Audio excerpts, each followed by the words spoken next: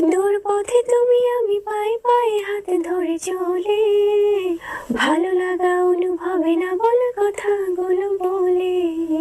সারাদিন এত জ্বালাস, ধরতে গেলে দূরে পালাস, খিলখিলিয়ে কেন হাসিস? তোমাকে জানিয়ে দিলাম ও প্রিয়তমা।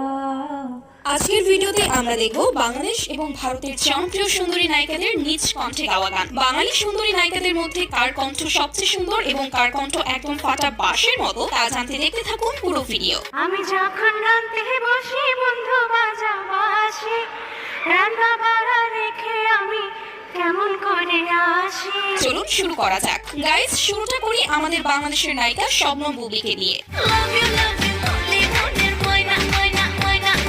বুবলি কিন্তু সত্যি বলতে ভালোই গান গায়।